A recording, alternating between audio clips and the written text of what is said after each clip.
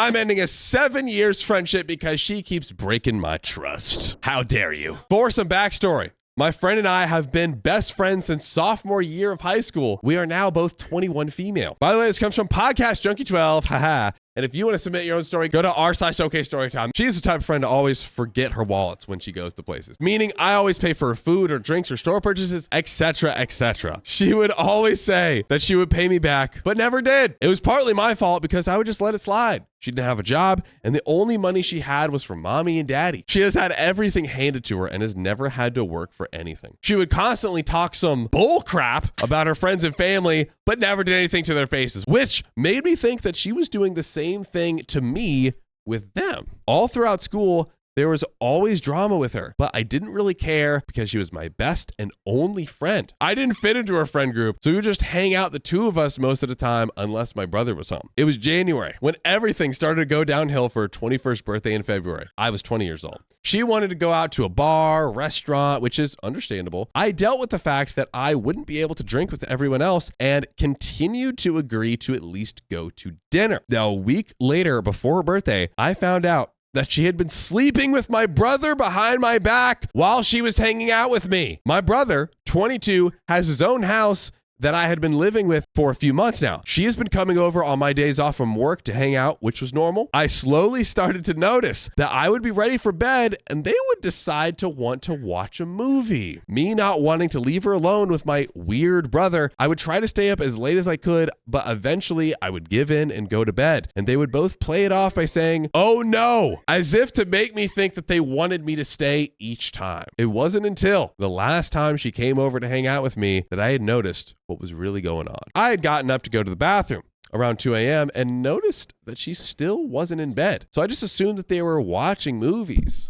I walked up the stairs to find them both sleeping on the pull-out couch, cuddling. I was furious. At that point, I finished what I was doing, went back to bed, and first thing in the morning, without saying anything. Come to find out that it had been going on for a few weeks at this point, and every time she had come over to hang out with me, it was her excuse to hang out with him. I wasn't upset at my brother because I understood that he hadn't been with anyone for over a year. She had just left her ex about a month or so before, and we had a conversation of, "Do you like my brother?" Dude, she is getting in where she is fitting in. We had the conversation of, "Do you like my brother?" And she straight up told me that she would never in her life do anything with him and finds him gross and like an older brother. To me, she's just using him as a rebound. The situation made everything so awkward. I told them both I wasn't comfortable with this, but at the end of the day, it is their decision to make. I still went to her birthday dinner with both of them and a few other friends, but the whole time I just sat there alone. I ended up leaving early,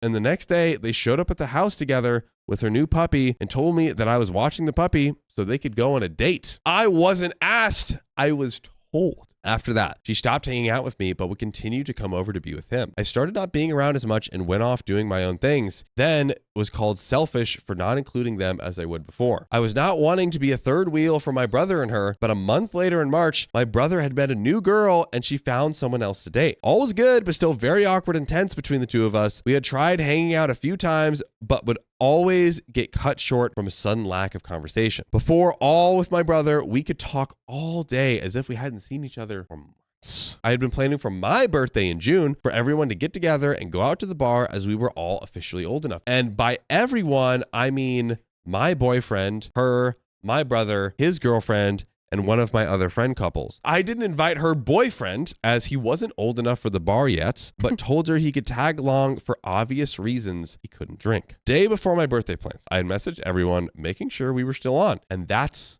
when the switch was flipped. All of a sudden, I was selfish by making plans for my birthday that wasn't inclusive for everyone to attend. She told me that if I wanted her to go, then she wasn't getting dressed, basically staying in her PJs, and she wasn't going to pay for anything. To which I said, before, she always forgets her wallet. We had already decided and planned for that. If she had an issue with it, then she didn't have to go. Come to find out, that night, the bar we were going to, the only one in our town, was closed for the day. The rest of us that were still going changed plans and went bowling instead. My other friends didn't show up, so it ended up being just myself, boyfriend, brother, and his girlfriend. I messaged her letting her know the new plans, and once again was acting like it was the biggest burden of her life. So I told her not to worry about coming. Over a month later, I hadn't talked to nor heard from her and found out that she was actually ditching me for a pit party with her boyfriend's friends. I had driven past her house and didn't honk or anything. About 20 minutes later, I got a message from her mother saying I needed to apologize for being selfish and not including her in my birthday plans. Girl, you were all like, I'm going to meet my PJs and I'm going to go pay for nothing. As stated before, I tried my hardest to get there,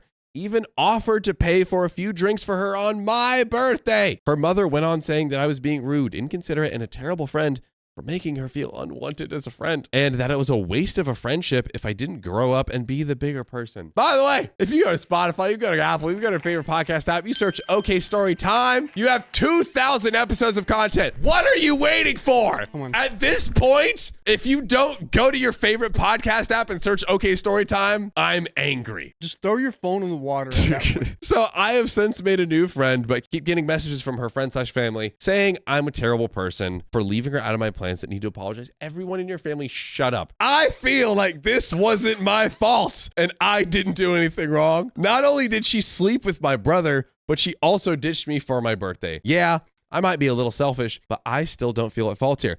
So am I the a-hole for throwing our friendship of 7 years over something so small? Comment one, this was exhausting to read. So many words describing a horrible friend. Somehow you keep showing up and inviting her. Why? Reply, loneliness. Lack of self-esteem. This person is my only friend. Even if she's terrible, I'm afraid to be alone without her. They've known each other since second grade. High school, assuming USA, that's 14 to 15 years old. Ground zero for teen angst and overload of hormones. And let's not forget general social anxiety. That's a volatile mix any day of the week, and people tend to latch on to those few that seem to get you. At first, you don't see their abusive behavior of the friend, and you get used to it quickly. It's insidious like that. Soon you simply don't know any better, and it takes a big event to shake your beliefs, make you take a good hard look at yourself and your situation. None of us are or were the same person at ages 14, 21, or 30 or 40 or older. I'm hopeful that this experience from OP has given her the wake-up call she needs, both versus her friend and her family, but also versus her brother and life in general. Hope she grows a nice shiny spine and learns to stand up for herself. That's the end of that story, ladies and gentlemen. Basically, the same thing the commenter said. Grow this,